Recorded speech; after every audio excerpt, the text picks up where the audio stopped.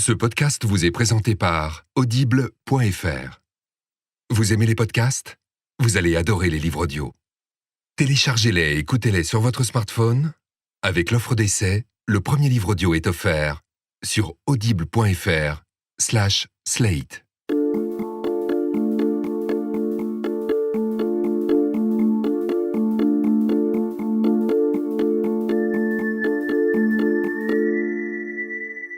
Vous écoutez Transfert, et aujourd'hui, nous allons vous raconter l'histoire d'une jeune fille qui s'appelle Marine de Nicolas. Vous n'avez sans doute jamais entendu parler d'elle. Elle vient de Toulouse, de la classe moyenne. Elle approche doucement de la trentaine. C'est une fille normale, comme vous et moi. Mais à l'autre bout du monde, Marine est quelqu'un d'autre. Un autre visage, une autre façon de se mouvoir, d'autres jours et d'autres nuits, et un autre nom. Elle a raconté sa double vie faite de silence et de clameur à Robin Pamphili et Alexandre Moniol.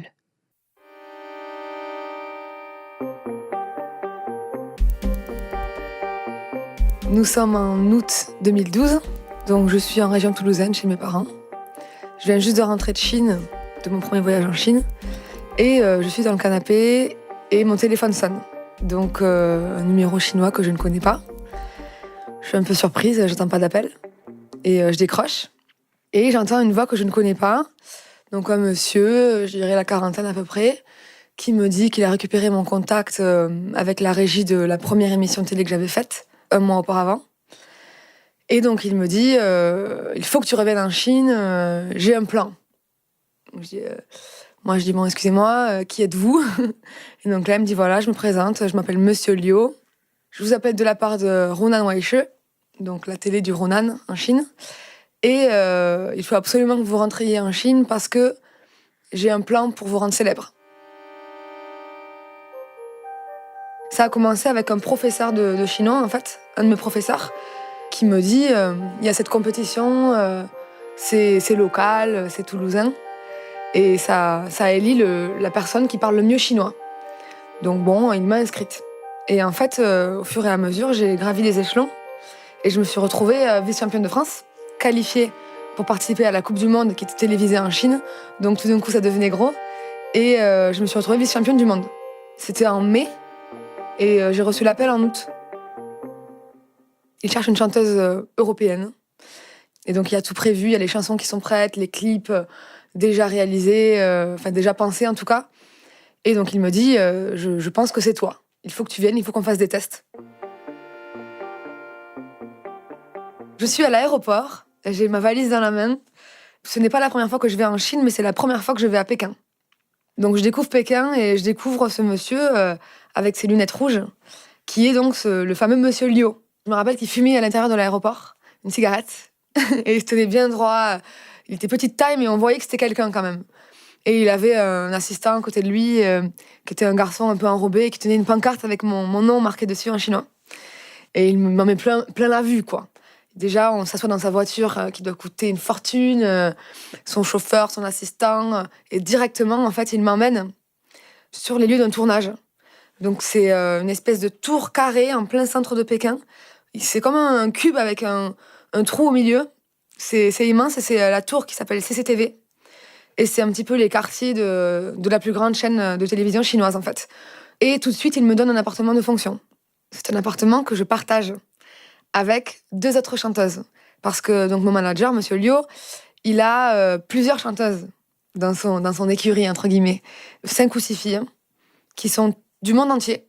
Donc la colocation se passe pas très bien, parce qu'il y a beaucoup d'histoires de jalousie, la nouvelle arrivée, la concurrente. On a un petit peu tous le même profil, on est toutes chanteuses. On parle toutes chinois, plus ou moins, et on est toutes concurrentes, en fait. Et je suis dans cet appartement avec mes 2 colocataires qui ne peuvent pas me voir. Et Monsieur Liu qui m'emmène partout et qui me fait découvrir le monde du show business. Et donc il m'a inscrit à une grande compétition de chant. Donc c'est un petit peu l'équivalent de The Voice, mais en Chine. Et c'est énormément regardé.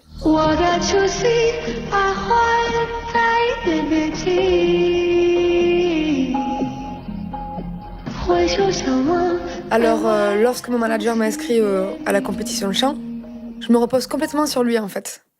Il me dit qu'il va gérer, il me dit qu'il sait ce qu'il fait, que je dois lui faire confiance.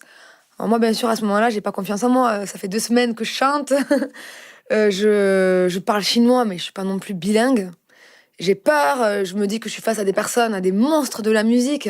Des personnes qui chantent depuis 10 ans, 15 ans. Et moi, ça fait 2 semaines. J'ai l'impression de pas être à ma place. J'ai l'impression d'être une imposteur, en fait.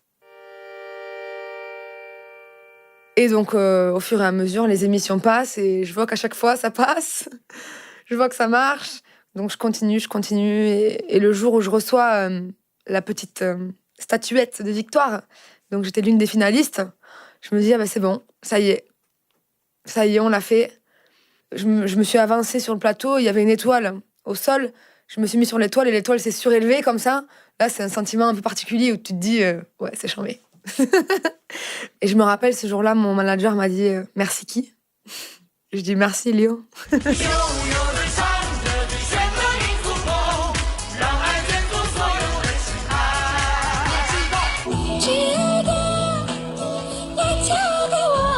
Et tout de suite, j'accède à une notoriété qui est folle.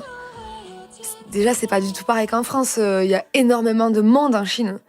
C'est incomparable en fait. Les scènes sont plus grandes. Facilement, on remplit très facilement un stade, parce qu'ils sont très très nombreux. Et là, tout de suite, je suis invitée sur des plateaux télé, je fais des concerts, je voyage, je prends l'avion. Tous les 3 jours, je suis dans une ville différente. Des hôtels, des repas, des tapis rouges, tout ce qu'on peut imaginer, quoi. Et là, pour la première fois de ma vie, je commence à gagner de l'argent. Donc ça me fait tout bizarre parce que j'avais jamais eu trop d'argent avant. Je viens de la classe moyenne, donc voilà, on avait des moments de galère. Je suis quelqu'un de normal, quoi. Et donc me retrouver avec tout cet argent, toute cette notoriété, ces gens qui me courent après, c'est pas réel en fait. C'était la vie Instagram. Voilà, le luxe, tout ce qui est beau. Alors on sait pas vraiment ce qu'il y a derrière. On sait pas si c'est profond ou pas, mais en tout cas c'est joli, ça brille. Donc je suis dans les coulisses. J'entends les hurlements au dehors. Moi, c'est un stade, il y a vraiment énormément de monde. Mais il y a tellement de monde que je n'exagère même pas. On voit même pas la fin, en fait. C'est des petits points, tout ça, c'est des gens, quoi. C'est incroyable. Et donc là, le moment où j'arrive sur scène, c'est le moment où il y a le plus d'adrénaline. Parce que tout le monde hurle ton nom chinois. Hein. Mon nom chinois, c'est Momo. Donc ça fait Mo. C'est incroyable et je me dis mais qu'est-ce que je fais là? Ok. et là c'est génial parce que le moment où ces gens-là sont devant toi, ils ont envie d'être divertis, ils ont envie de s'éclater et tu peux leur faire ce que tu veux. Tu leur dis levez les mains. T'as des centaines ou des dizaines de milliers de mains, je sais pas combien, qui se lèvent et là c'est un espèce de pouvoir mais c'est incroyable. Et donc là, tu commences à chanter, il y a la musique, tu t'éclates, tout le monde s'éclate avec toi. Tu es en union avec ce qui se passe et tu te sens vraiment top of the world, quoi. C'est hyper grisant, c'est très très fort à vivre. Ce genre de choses, ça se passait vraiment très souvent, quoi. Je dirais des concerts de ce genre 1 fois par semaine. Dans ces moments-là, j'ai l'impression que mon rêve de petite fille qui chantait Céline Dion s'est réalisé, en fait. Je suis Céline Dion, en fait. Enfin bon, j'exagère, mais le sentiment que ça procure, c'est un peu ça. C'est un sentiment de toute puissance où, voilà, c'est un rêve qui se réalise. Je kiffais et je me disais, je vis le moment, quoi. Alors avec les fans, j'avais une relation vraiment très, très isolée. Je ne parlais jamais avec les fans. Voilà, c'était vraiment des relations... Voilà, ils couraient, ils se collaient contre la voiture, je leur signais les autographes sur les photos, tout ça, mais j'ai jamais discuté avec quelqu'un. En fait, la conversation n'est pas possible. Parce qu'ils ne te voient pas comme un humain, en fait. Ils te voient un peu comme un dieu. Du coup, toi, tu remplis ton rôle de les faire rêver, mais tu vas pas nouer une relation avec eux, parce que sinon, le rêve meurt, et il y a plus ce truc-là, quoi. D'ailleurs, mon manager me coachait beaucoup par rapport à ça.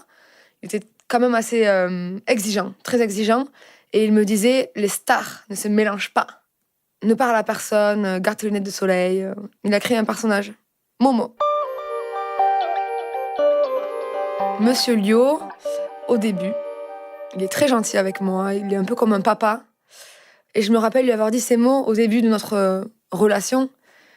Je lui ai dit ok, je te confie ma vie. C'était vraiment ça. J'étais sa préférée.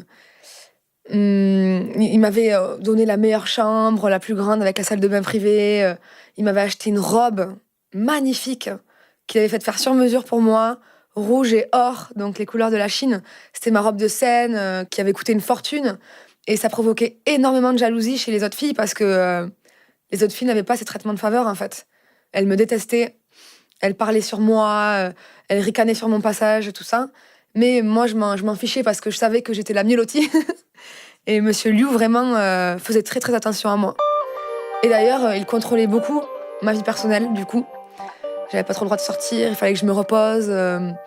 Il fallait que je tienne au courant quand je sortais, quand j'allais faire des shopping. Il fallait toujours que je réponde présente. Il fallait toujours que mon téléphone soit allumé. Si mon téléphone était éteint, c'était la fin du monde, quoi. Il fallait que je réponde au téléphone de jour comme de nuit, que je sois prête à aller en studio à n'importe quelle heure, que je dise oui à tout. Mais en échange, j'avais les traitements de faveur.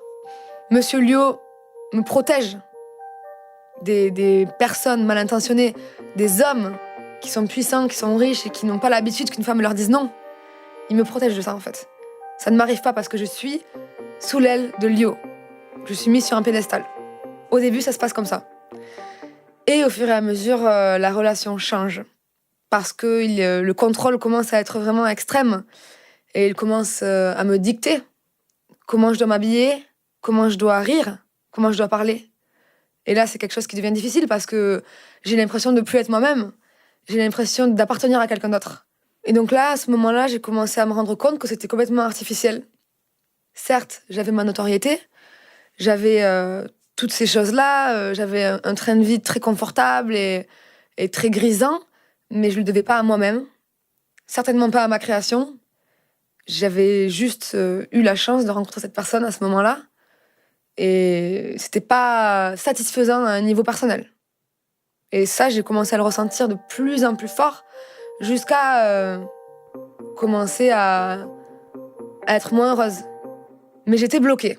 J'étais bloquée par l'argent, par le bel appartement, par les foules qui criaient mon nom. Mais j'étais là, je savais pas quoi faire, donc je faisais la teuf. Je faisais la teuf, j'allais dans les boîtes de nuit les plus démentes. Je passais mon temps dans les carrés VIP avec les starlettes du coin. Et moi, j'étais avec ma copine Lina, ma copine chinoise, qui elle aussi était une enfant du showbiz. Et on se fait des soirées toutes les deux extraordinaires. On terminait avec des rappeurs américains en train de boire des shots. On dansait jusqu'à 6h du matin. Puis après, on allait prendre le petit déjeuner, donc qui consiste à manger du tofu pimenté en sauce, à faire du tai chi avec les vieux, les personnes âgées qui sont sur les places qui font du tai chi matinal à 6h du matin.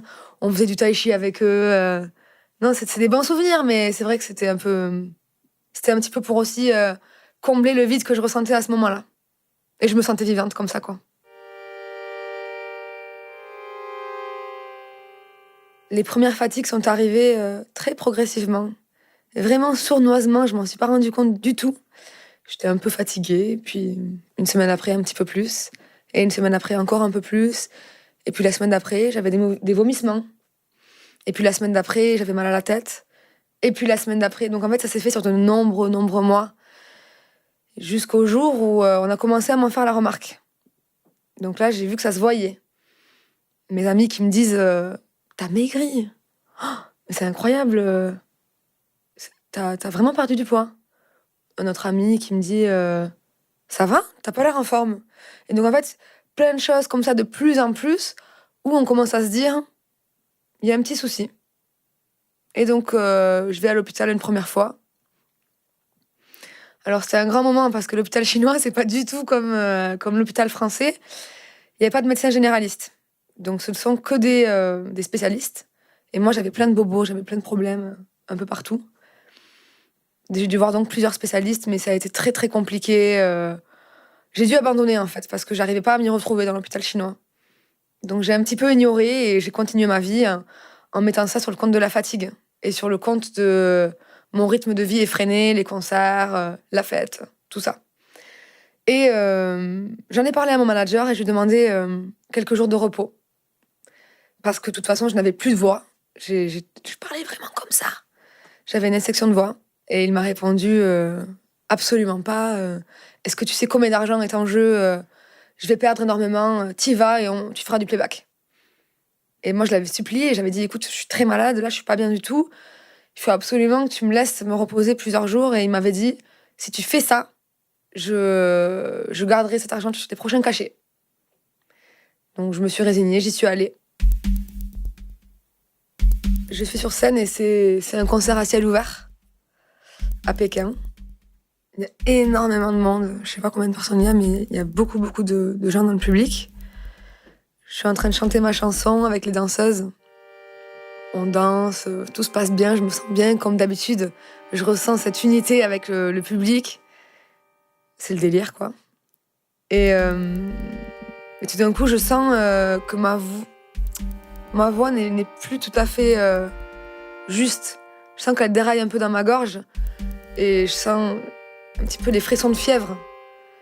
Je commence à y voir de plus en plus sombre. J'ai chaud, j'ai froid. Je me sens pas bien, tout d'un coup. Et je suis quand même devant plusieurs milliers de personnes, donc j'essaie de me contrôler, de faire comme si de rien n'était. Mais en fait, tout d'un coup, mon corps prend le dessus et mes jambes cèdent. Et je m'effondre sur scène. Je me réveille plusieurs heures plus tard dans un hôpital pékinois. Et là, le docteur vient me voir. Je réalise pas trop ce qui s'est passé. Je me souviens que je suis tombée, mais je me dis que c'est pas grave et que voilà, je suis surmenée, que cette vie, elle est un petit peu trop effrénée, qu'il faut que je me calme. Mais à aucun moment, je pense que c'est grave. Et là, le docteur arrive et il me parle à toute vitesse, comme ça, dans un chinois très technique, très médical. Et il me dit une phrase, il me dit « Bon, je vais vous dire ce que j'ai compris. Hein. » Il me dit « Vous avez une zhongliu dans votre zhongge et on n'est pas au courant de sa qiyuan. » Et donc là, je comprends pas parce que ce sont des mots médicaux. Même en français, je connais pas tout le vocabulaire médical. Donc je lui demande de me parler de la manière la plus simple possible. Que je suis étrangère, que je suis pas totalement bilingue en chinois et que voilà, j'ai besoin de comprendre. Mais je vois quand même sur son visage qu'il y a vraiment un air inquiet.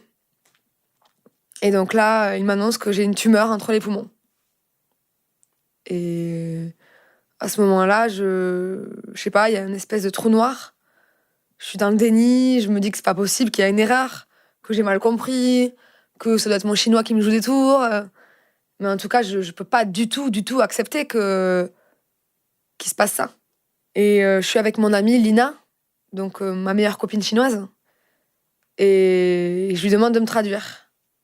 Et donc là, ils commencent à discuter tous les deux super vite en chinois, et moi, je décroche complètement et je me retire dans mon monde à moi, quoi. Ils savaient pas ce que j'avais. Ils ont pas vraiment mis de mots dessus. Ils ont pas nommé parce qu'il faut faire plein d'examens et ils voulaient pas les faire là parce que la situation était assez urgente.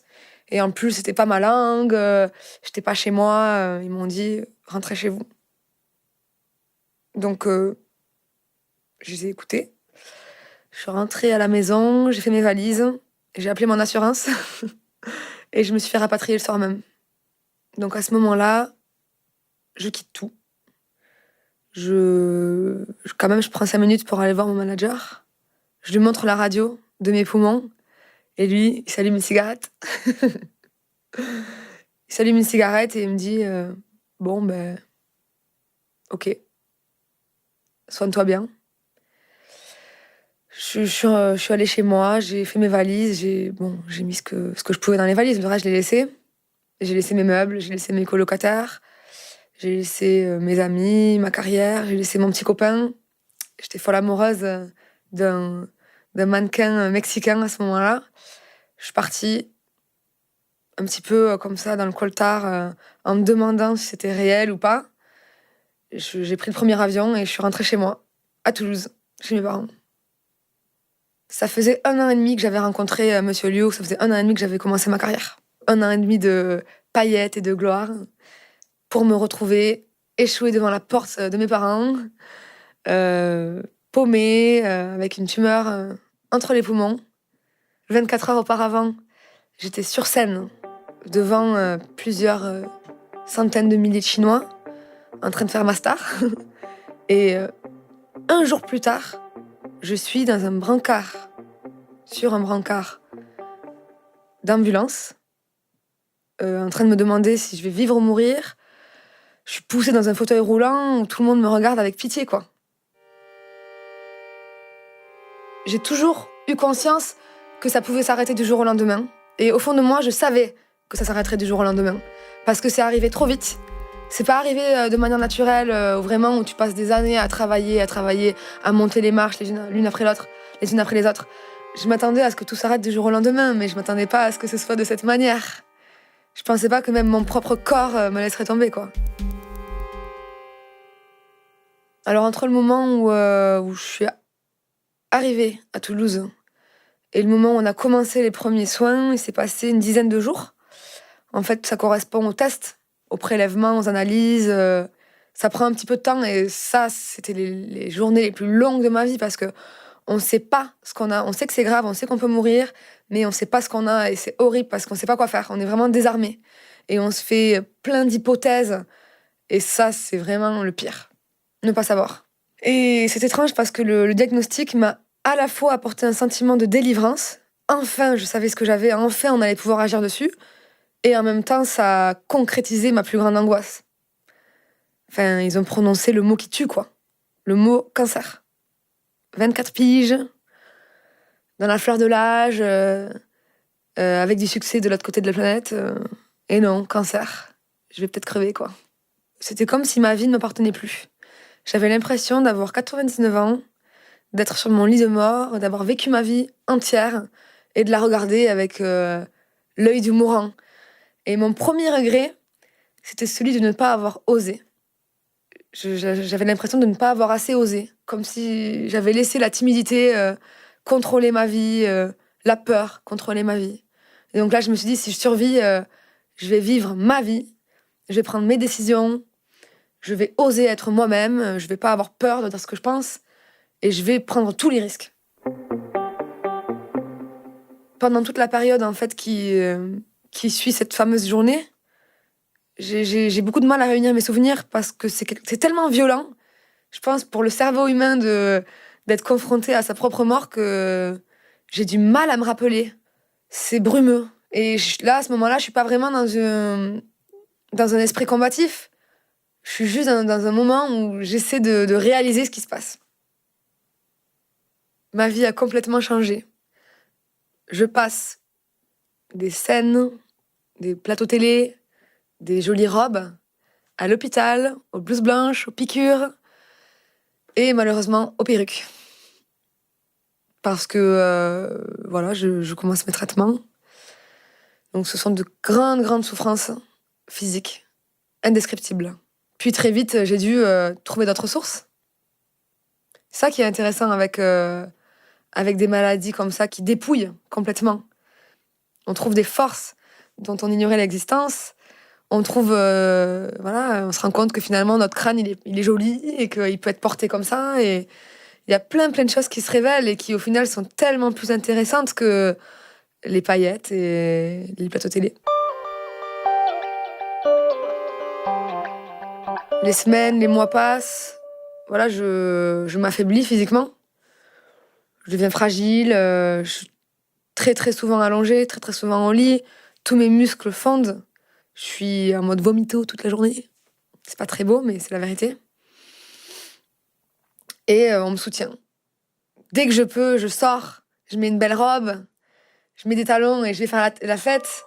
Je danse. Et dans ces moments-là, quand je danse au milieu de la foule, j'oublie un petit peu tout ça et j'utilise mon crâne comme un atout.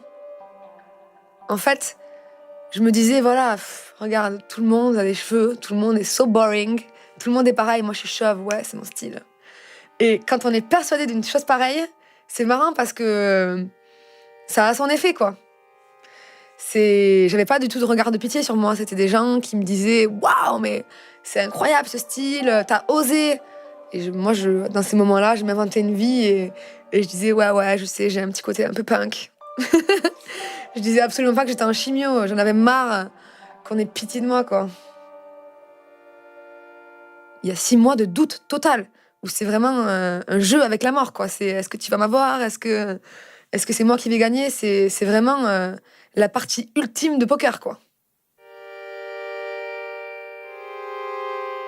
6 mois après, j'ai mon rendez-vous chez l'oncologue. Et donc, c'est le rendez-vous. C'est le rendez-vous où je vais savoir. Donc, j'arrive devant cette porte où je sens que ma vie est en train de se jouer. Je suis avec mes 2 meilleurs amis. Et je suis dans l'angoisse la plus totale parce que là, je suis obligée d'attendre la réponse et je vais savoir si je suis en bonne route pour la guérison ou si, au contraire, le cancer gagne du terrain. Et c'est l'angoisse absolue. Et à ce moment-là, le docteur parle et chaque seconde compte. J'ai l'impression de jouer ma vie. Là, c'est la dernière manche de la partie de poker. Et il me dit que les traitements fonctionnent, que la tumeur a réduit de 2/3, qu'on passe à la radiothérapie, donc aux rayons. En fait, ce sont des rayons invisibles qui brûlent les tumeurs. Et après ça, normalement, si tout se passe bien, je serai en rémission. Voilà, c'est pas encore la guérison. La guérison, ce sera annoncé que 5 ans après l'annonce de la rémission. Donc la rémission, c'est un pas vers la guérison. Donc là, c'est le soulagement. Là, la vie prend une nouvelle couleur. Tout est beau. Les oiseaux qui volent, c'est merveilleux. Le chien qui fait pipi contre la Renault Scooter, c'est absolument fantastique. Tout est beau et là, c'est le bonheur absolu. Le plus gros problème que j'avais en Chine, c'est que j'étais l'objet de quelqu'un. Je m'appartenais pas. J'appartenais à mon manager et j'appartenais au public chinois.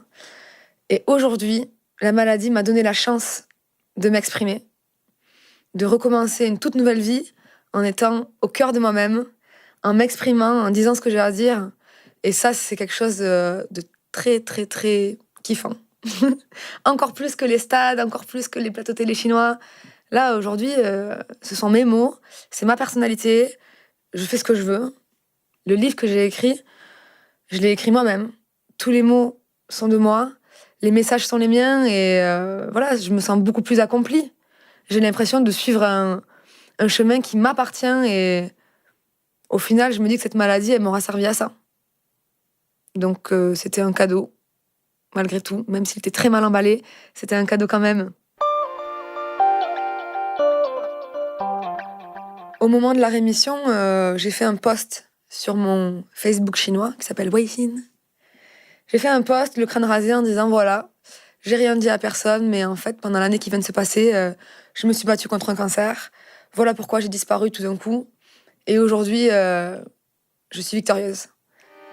Quelques jours après, je reçois un appel de Monsieur Liu, donc mon manager, qui me demande de revenir. Qui me demande à nouveau, comme 3 ans auparavant, de prendre l'avion, d'aller à Pékin et de recommencer une carrière. Cette fois, plus en accord avec moi et forte de mon histoire. Et moi, bien sûr, j'ai refusé. C'était hors de question que je retourne en arrière, que je régresse. J'avais fait tout ce chemin. J'avais tellement appris. C'était juste impossible de refaire les mêmes erreurs.